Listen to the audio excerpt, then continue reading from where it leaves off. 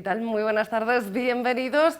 Es miércoles, así que empezamos a repasar agenda. Vamos a hablar de literatura, vamos a hablar de una exposición. Francisco Fernández del Riego, que de hecho les anunciaba el pasado viernes que íbamos a acudir a ella, y tenemos una sección habitual, vamos a hablar de salud también este miércoles. Y vamos a empezar, como les decía, por un libro que además se va a presentar esta tarde a las 8 dentro del Club Faro. 1000 ojos esconde la noche. Allí va a estar su autor, Juan Manuel de Prada, al que agradecemos que esté también hoy con nosotros en el plató. Juan Manuel, ¿qué tal? Muy buenas tardes. Es un gusto acompañaros.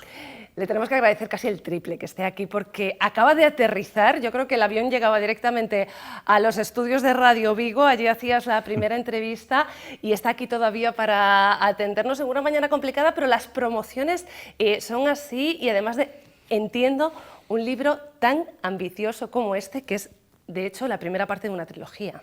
No, son solamente 2 entregas. ¿Son dos entregas? Son 2, sí, Creí que eran 3. Son 2. Mal informada. Son 2, lo que pasa es que extensas ambas, de 800 páginas cada una. Son libros contundentes. Y es una novela que se ambienta en el París de la Segunda Guerra Mundial, el París ocupado por los alemanes. Y se desarrolla en torno a la comunidad de artistas y escritores españoles que quedan atrapados en esta ciudad, o bueno, o no atrapados, que se quedan a vivir durante estos años en el París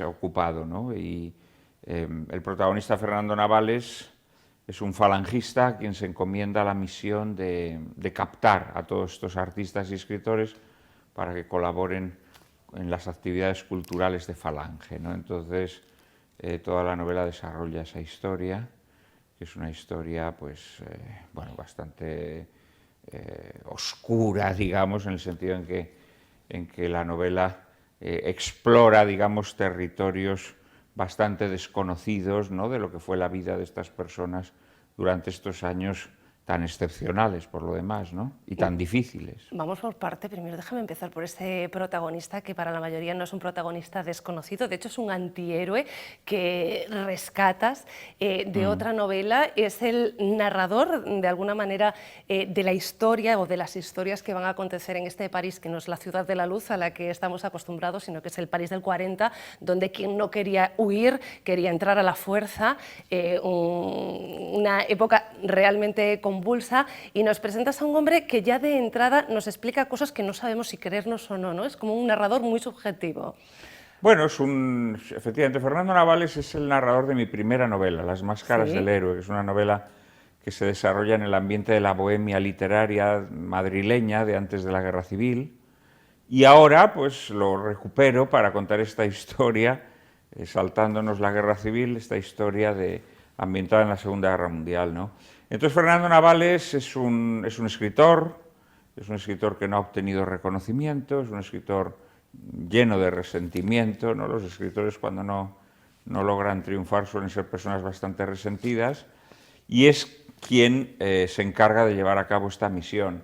Entonces, naturalmente, las cosas que nos cuenta, pues tenemos que leerlas, bueno, pues tenemos que decidir si lo creemos o no lo creemos, hasta dónde lo creemos, etcétera, etcétera, ¿no? Su punto de vista es un punto de vista efectivamente muy parcial, ¿no? Muy parcial y a veces muy cruel, con un tono cínico, pero también burlón. La novela, a pesar de que cuenta una historia muy escabrosa, es también una novela muy burlesca, ¿no? Hay mucho humor en ella, y la mirada de Fernando Navales siempre es humorística, ¿no?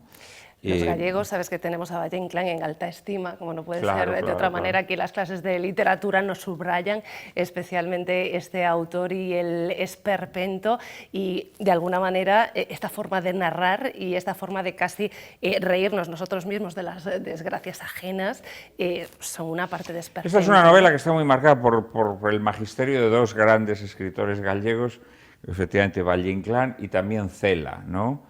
Es una novela que se adscribe a esa estirpe del esperpento, del tremendismo, digámoslo así, ¿no? Entonces, tanto el referente de Cela como el referente de Valle Inclán están muy presentes en la obra.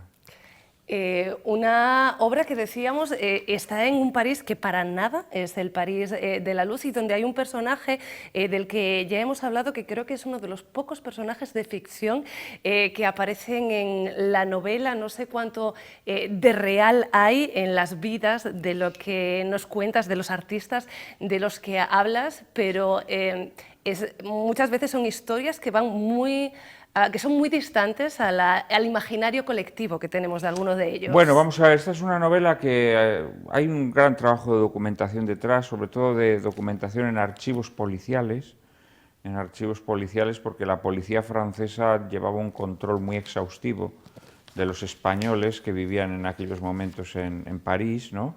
Entonces los archivos policiales la verdad es que son una fuente de información maravillosa,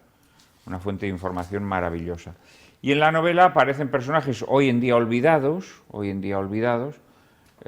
pintores y escritores, periodistas, que hoy en día pues, han pasado a ser nombres olvidados de nuestra cultura, pero hay otros que son muy conocidos todavía, ¿no? Empezando por Picasso, que vivía en París y pasó allí los años de la Segunda Guerra Mundial, siguiendo por Gregorio Marañón, por ejemplo, el gran escritor y médico, que también pasa allí casi toda la Segunda Guerra Mundial.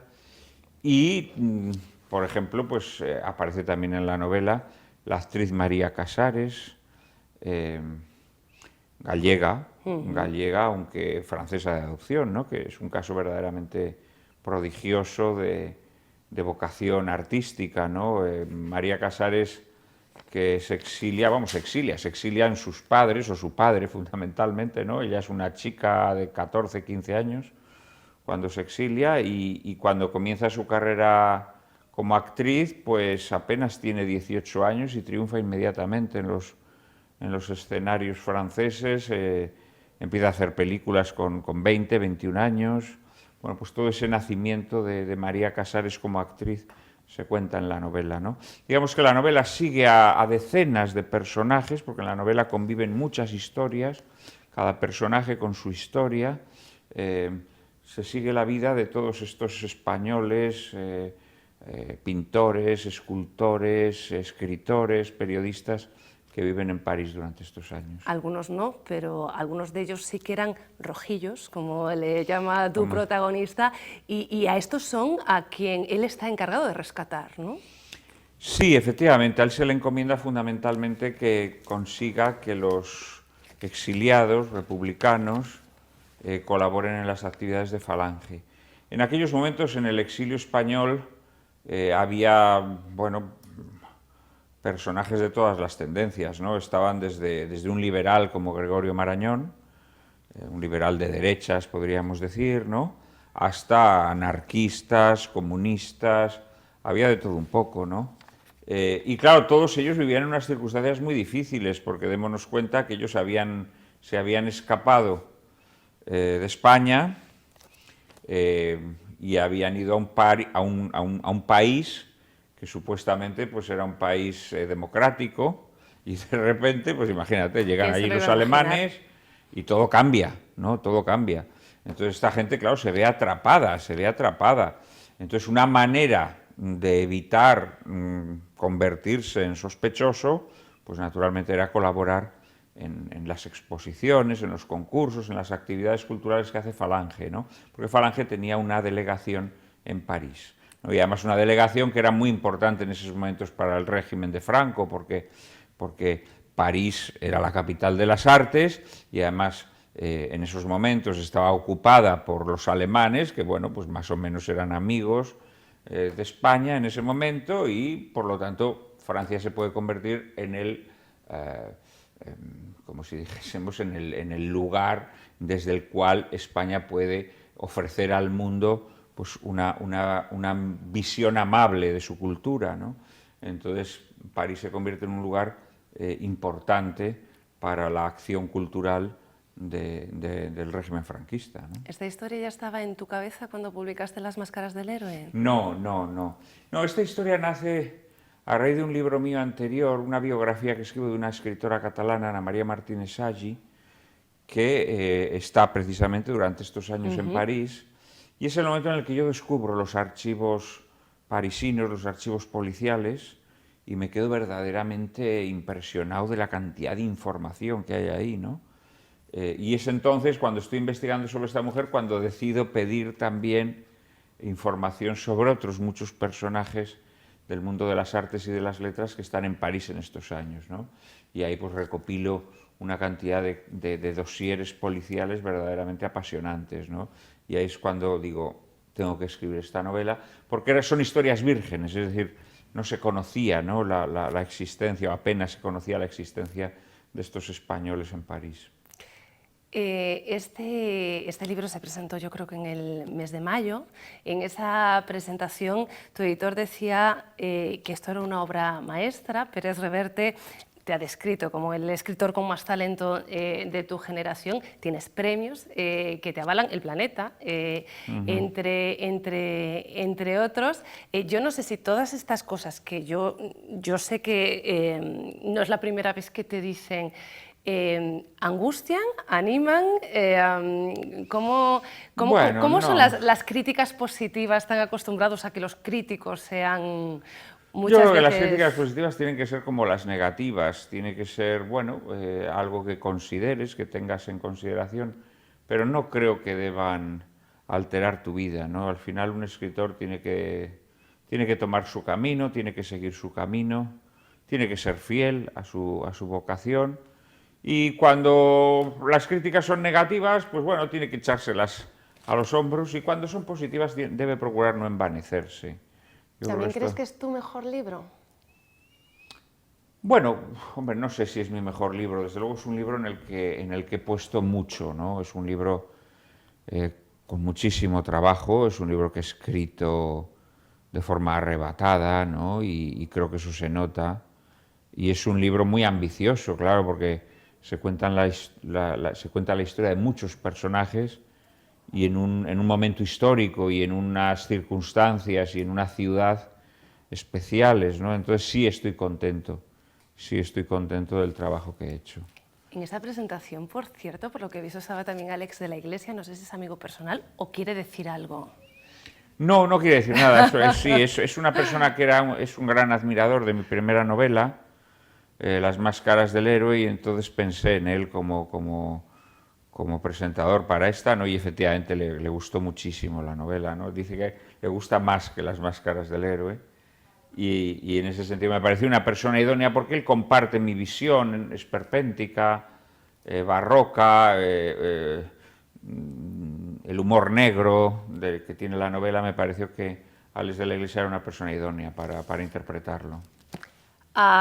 Yo no puedo estar más de acuerdo con Alex de la Iglesia. Les tengo que confesar que no he podido acabarme, miren ustedes, el libro todavía, pero ya sabiendo que lo acabaré pronto, estoy ávida esperando por esa segunda parte, y no sé, igual luego te animo a que escribas finalmente la tercera, y así que no fuera un error, simplemente una anticipación por mi parte. Juan Manuel de Prada, muchísimas gracias. Ha sido un placer, María. Ustedes ya lo saben, si quieren, tienen una cita con Engel en el marco dentro del Club Faro. 1000 ojos esconde la noche, también lo tienen en las librerías. Nosotros vamos a hablar de Del Riego y enseguida volvemos.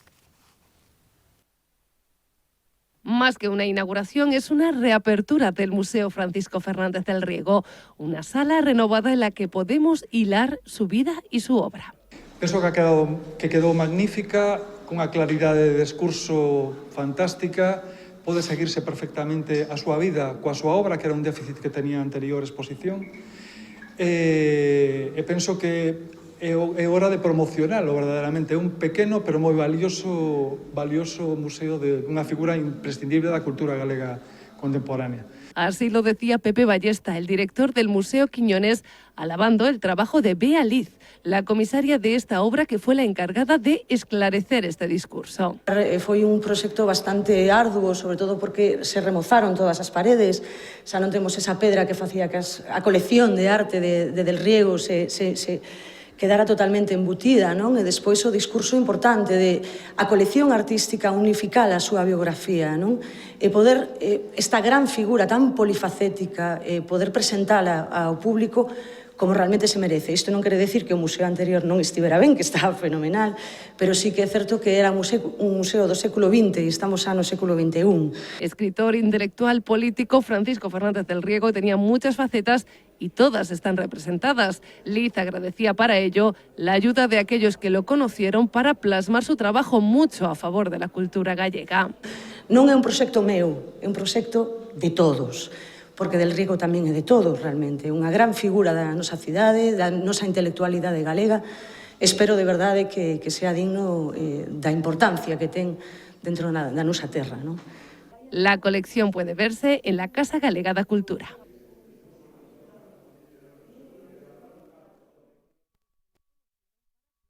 Continuamos y hablamos de salud bucodental. Y lo hacemos como siempre con Cristian Docampo. Cris, ¿qué tal? Muy buenas tardes. Hola María, ¿qué tal? Enseguida recordamos dónde está la clínica, porque saben ustedes que Cristian colabora con nosotros, pero en la medida de lo posible nosotros a ustedes también les decimos cómo pueden encontrarlo en caso de que tengan alguna duda. Ahora bien, también lo pueden hacer en nuestro correo electrónico, platoabierto@televigo.com, platoabierto@televigo.com, que es a donde nos ha escrito... Ojo que tengo hasta 3 preguntas esta semana, no sé qué ha pasado. Sofía, empezamos, empieza el bombardeo, porque nos queda muy poquito tiempo y ya vamos con preguntas directas. Sí. Vale, nos dice Sofía que tiene 18 años y que le gustaría saber si aún se pone, ojo, el típico brillantito, alguna vez hemos hablado de esto aquí, Sofía, en los dientes y cómo sería el procedimiento, si duele mucho. Y pregunta por el precio también, no sé si podemos hablar de dinero aquí en el programa. A ver, los brillantitos, la verdad que esto fue una moda y se ha dejado de colocarlos, o bueno, los pacientes, pero ahora parece que hay una pequeña demanda. Bueno, yo el brillantito que pongo es de cristal de Swarovski, es un brillantito que no hago mucho, es decir, lo que mucha gente piensa es que va pegado por la parte exterior. Yo lo que hago es una pequeña, una marquita en el diente, ¿Sí? para hacerlo más retentivo, para que después el composite, porque se usa con composite, yo lo pego con composite estético para que no se vea obviamente que está pegado en el diente, pero entonces no duele nada porque realmente es nada, es una pequeña, un poquito de marca en el diente para que un poco quede incrustado en el diente ese brillantito, y la verdad que bueno, el precio pues como un empaste, 50 euritos ya lo tiene ese brillantito y va a durar tiempo. Obviamente habrá que decirle a Sofía que pues bueno, pues hay que tener un pequeño cuidado, pues no comer pues el churrasco, vamos a decirlo así, o comida que pueda a lo mejor despegar ese brillante. Comer el churrasco con otro diente, es que no comer churrasco en verano es imposible. Comer el churrasco con otro diente. Eso es, que ahora parece que están las barbacoas, ahora empezamos con las barbacoas, pero pues en el sentido de que, bueno, pues que tengan cuidado eso a la hora de comer porque puede despegarse, pero bueno, si después si llegase a cansar o si quiere eliminar ese brillante, pues como está con un empastito, pues bueno, pues con un cierto pulimiento, pues ya queda el empaste, igual en ese caso el diente ya reparado y que no se aprecia que ha tenido ahí un brillante. Correcto. Pregunta, ya que podemos hablar de dinero, 50 más lo que cueste el brillantito, 50 ya con el brillantito. No, 50 con el brillantito. Con el brillantito, Sí, pues sí. No me parece mucho, pensé que era más. Sofía, ahí tienes la respuesta. Me voy con otra. Carlos nos dice, es referente a mi madre que posee prótesis con paladar y que en muchas ocasiones nos comenta, pone, entiendo que es a la familia, que tiene la boca seca y me dice que a veces le pican las encías. Pregunta Carlos si existe algún tipo de tratamiento para aliviarle este problema ya que está en una residencia de ancianos. Claro, un tema, en las personas mayores que están en una residencia de ancianos, lo ideal en muchas residencias le quitan la prótesis porque, bueno, por comodidad, incluso para evitar que cojan hongos en la boca. Obviamente, una persona pues, de edad avanzada, por lo general, bueno, pues estos pacientes lo que tienen es que pues una bajada de secreción salival, ya que bueno, pues a lo mejor tienen también algún tipo de tratamiento que lo que hacen es que descienda esa secreción salival, entonces esa sequedad bucal es relativamente normal.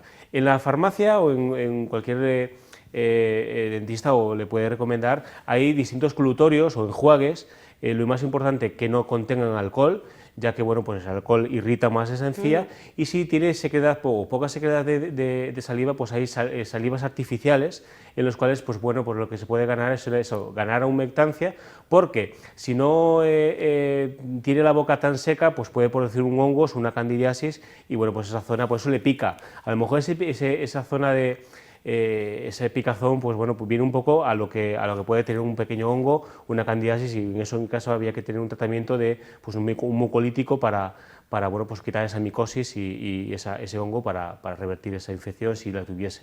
Correcto. Última pregunta, esta es de Paula, ¿vale? Nos dice, hola Cristian, este año acabo la carrera de odontología en Santiago y me gustaría estudiar un máster de cirugía. He visto que colaboras con universidades y te pregunta que cuál... Pero esto, ¿cuáles recomendarías, ya que me gustaría estudiar fuera de Galicia? ¡Qué responsabilidad en la que te pone Paula! Pues no, la verdad que estudiar fuera de Galicia, yo que estudié en Madrid toda mi carrera y el máster y demás, pues la verdad que te abre fronteras y te abre estar fuera de casa, de tu entorno, pues quieras o no, maduras sí o sí, ¿no? Entonces, bueno, pues a ver, yo colaboro con muchas universidades, con la UIT de Barcelona, con Isabel I, pero tengo que recomendar mi universidad, Alfonso X el Sabio, en el cual, bueno, pues aparte hay distintos másteres de cirugía, en el cual yo colaboro, es el máster de cirugía de los que van jueves, viernes y sábado, porque hay distintos másteres de diferentes días de la semana. Pero bueno, yo les recomiendo que venga a mi máster, porque a la hora de elegir un máster, yo cuando quise estudiar bueno, el máster de cirugía, la parte práctica. Entonces hay distintos cursos por ahí en otras universidades que tienen mucha parte teórica, pero la parte práctica en pacientes, pues la verdad que es muy poca. Entonces, bueno, pues al final sí tienes una muy buena carga teórica, pero la práctica pues va un poco menos. En Alfonso X el Sabio lo que bueno que tiene es que tenemos una alta carga de pacientes, más o menos, pues no sé, al día pueden pasar 200, 300 pacientes por el máster, y la verdad que los alumnos salen bien preparados y sobre todo, bueno, pues que tienes, lo que conseguimos es que pierdas el miedo a la hora de estar tú solo en la consulta y enfrentarte a una cirugía que a lo mejor, bueno, pues en otros cursos que pones a lo mejor 2 o 3 implantes, pues la verdad que no tienes esa carga práctica, que es lo más importante, que en Alfonso X el Sabio pues es lo que es más puntera, ¿no? Por la parte práctica. Entonces, bueno, pues le recomiendo a Alfonso X el Sabio, claro. No, no hay duda, no hay duda. Hay favoritismos, que se nota, pero no hay duda. Platoabierto@televigo.com, ya saben, pueden utilizar este correo para lo que quieran, para pedir... ¿cómo se dice? Consejos sobre formación académica o también consejos sobre salud bucodental. Los da aquí cada miércoles Cristian Docampo. Cris, gracias. Como siempre, hasta el próximo miércoles. Hasta el miércoles que viene. Porque no tenemos un festivo en todo junio, así una que pena, nos vamos a ver toda la semana. Pero bueno, ya viene el calorcito y ya hay que aprovechar esos momentos libres. Vemos esa promo que nos dejábamos antes en el tintero y todavía volvemos para despedirnos. Clínica Dental Cedobaz patrocina esta sección. Está el realizador protestando, Javier Caride, y justamente volvemos precisamente para eso, para hablar de él, porque está de cumpleaños y queremos felicitarlo. Eso que hoy no ha traído absolutamente nada para celebrarlo. No ha traído tarta, no ha traído tortilla, no ha traído jamón, que son las tradiciones en Televigo, pero ahora les explico por qué. Y es porque durante esta semana se nos está yendo también una remesa de becarios que han venido a hacer las prácticas en la parte técnica. Ayer se iba Zaira, hoy se va Antón y se va también Antolín. Antolín no solamente ha traído una tortilla, sino que ha traído una remesa de comida propia para alimentar a un país entero del tercer mundo. Es solamente un ejemplo de lo que ha hecho por nosotros en los últimos meses. Siempre está atento a prácticamente todo lo que necesitamos, que bueno, es lo que pedimos, no de un becario, no de un trabajador, no de un compañero, sino de cualquier persona que esté cerca de nosotros en el día a día. Así pues, chicos, os vamos a echar mucho de menos. Antolín, te vamos a echar muchísimo de menos. Esperamos que sigáis atentos a lo que estamos haciendo en Televigo y en Radio Vigo, porque nosotros vamos a estar atentos a vuestro futuro. Caride, no me olvido, felicidades de verdad. Mañana seguro que te traes algo. Beso.